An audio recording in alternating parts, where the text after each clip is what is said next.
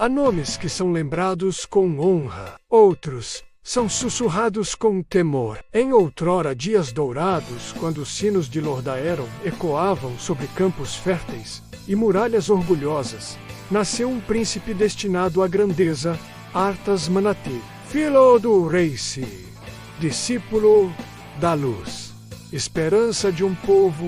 Mas o destino, esse tecelão silencioso, não trabalha apenas com fios de glória. Às vezes, ele entrelaça luz e sombra no mesmo coração. Esta é a história não de um tirano que nasceu mal, mas de um herói que caminhou, passo após passo, rumo à própria ruína. Arthas, filho do rei Terenas, cresceu sob estandartes de prata e ouro. Treinado por Uther, o portador da luz, aprendeu que a justiça não é apenas espada a menos, é responsabilidade. Aprendeu sobre fé, sobre dever, sobre sacrifício, mas havia algo ardendo dentro dele, uma chama inquieta. Ele não temia o inimigo, temia falhar.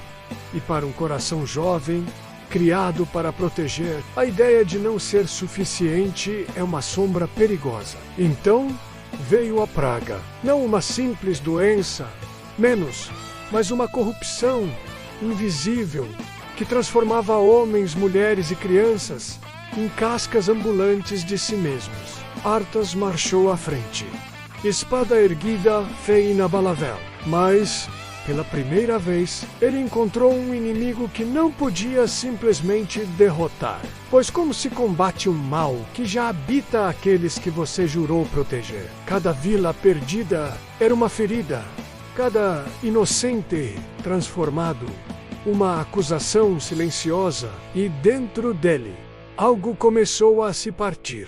Stratome, uma cidade condenada antes mesmo de perceber sua sentença. Os grãos estavam contaminados. A transformação era inevitável. E então, o príncipe fez uma escolha, não como rei, não como monstro, mas como alguém desesperado. Ele ordenou a purgação. Uther se recusou. Jaina se afastou. Arthas permaneceu. E naquele fogo, não foi apenas uma cidade que ardeu, foi a inocência de um príncipe. Pois há atos que, mesmo quando feitos em nome do bem, deixam cicatrizes eternas na alma. A obsessão o levou ao norte, às terras congeladas de Nortúmbria. Ali, entre neves eternas, ele encontrou aquilo que prometia salvação: Frostmourne, uma lâmina antiga, uma promessa envolta em runas, um sussurro no gelo. Ele sabia que havia um preço, mas já não era um homem disposto a recuar. Quando tomou a espada em suas mãos, não foi apenas aço que empunhou, foi a própria condenação. Dizem que Frostmourne roubava almas, mas a primeira que ela reclamou foi a dele. Ele voltou como herói, recebido sob aplausos, sob lágrimas de orgulho. Seu pai abriu os braços, e então a lâmina atravessou o coração do rei. Naquele golpe, Lordaeron caiu, e o mundo aprendeu que o maior dos horrores não nasce nas sombras menos, mas naquilo que um dia foi amado. No cume de Scrawn, sob céus eternamente cinzentos, Arthas ascendeu, derrotou Illidan, subiu os degraus do trono congelado. E ao colocar o elmo da dominação, duas vontades tornaram-se uma.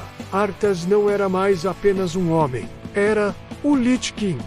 Não um servo, mas a própria tempestade. Quando as forças da Aliança e da Horda marcharam contra ele, o mundo inteiro tremeu. Na cidadela da Coroa de Gelo, heróis tombaram. Arthas mostrou-se invencível, até que a lâmina foi quebrada. Frostcornis Telhakusei, e com ela, as almas que aprisionava foram libertadas. Entre elas, o espírito de seu pai. E ali, diante da derrota, não estava um deus da morte, apenas um jovem perdido. Acabou, não com fúria, não com desafio, mas com vazio. Arthas não caiu por sede de poder. Caiu por medo.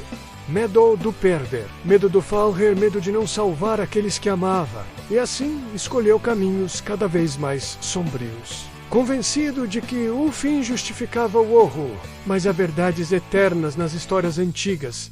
Não se pode salvar o mundo, destruindo a própria alma. E assim termina a lenda de Arthas Menethil.